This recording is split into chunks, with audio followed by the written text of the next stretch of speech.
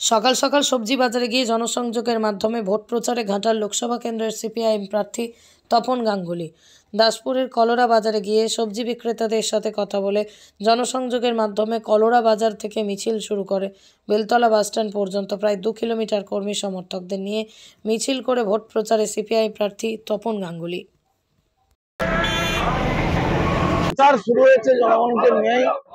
আমাদের ইতিমধ্যেই 3টে বিধানসভা কেন্দ্র ঘোরা আরম্ভ হয়ে গেছে, চলছে, সভা চলছে, মানুষের বিপুল সমর্থন পাওয়া যাচ্ছে। এর আগে এটা লক্ষ্য করা যায়নি। যত দিন যাচ্ছে দুটো সরকার সম্পর্কেই মানুষের চিন্তা ভাবনার বিপুল পরিবর্তন, যার ফলে মানুষ সোজা হয়ে দাঁড়াতে চাইছেন।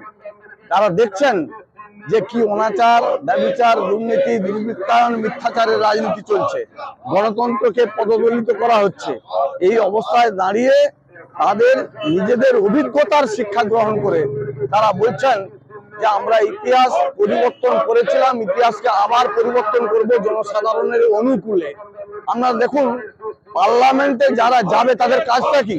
তাদের কাজ হচ্ছে সামাজিক সুরক্ষা দেওয়া মানুষকে।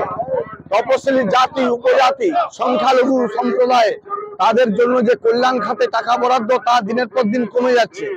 সেই টাকা যাতে বরাদ্দ বাড়ানো যায়, বরাদ্দকে রাখা যায়, তার জন্য পার্লামেন্টের মেম্বারদের কাজ। সারা দেশে কোনো শিল্প নেই, সেই শিল্প না থাকলে কর্মসংস্থান হবে না, বেকারি দূরীভূত করা যাবে না। তাহলে শিল্প সংস্থাপন করবার জন্য যে প্রতিশ্রুতি দিয়েছিল সেই প্রতিশ্রুতি ভঙ্গ করেছে নরেন্দ্র মোদীর সরকার, বিজেপির সরকার। ফলে তারা বুঝেছে যে এই সরকারটা আসলে কর্পোরেটের জন্য, ধনিক শ্রেণী, বিত্তবান শিল্পপতিদের স্বার্থ রক্ষা করছে। আমাদের দেশের সাধারণ মানুষের জন্য তারা বিন্দুমাত্র আইনানুগ ব্যবস্থা গ্রহণ করছেন না।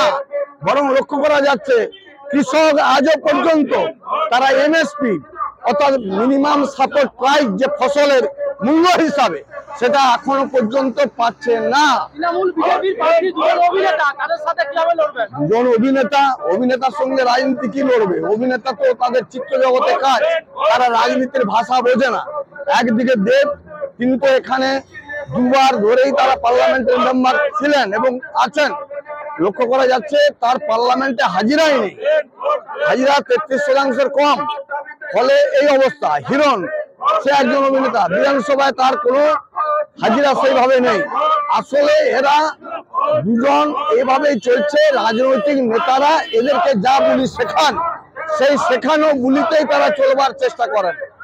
কিন্তু আমরা যারা বামপন্থীরা কিংবা গণতান্ত্রিক শক্তি, তারা জনগণের সঙ্গে থেকে এই সমাজের পরিবর্তনের জন্য চিরকাল লড়ি, ক্ষমতার জন্য নয়।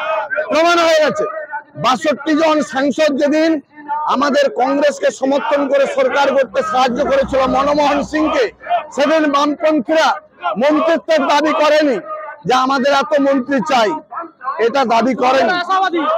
আমি তো আশাবাদী দারুণ, কারণ মানুষের সমর্থন অনেক বেশি এবারে পাওয়া যাচ্ছে, হাজিরা অনেক বেশি, জনগণ উৎসাহ নিয়ে তারা কথা বলছেন, রাস্তার দুধারে দাঁড়িয়ে তারা হাত দেখাচ্ছেন, তারা আশীর্বাদ করছেন।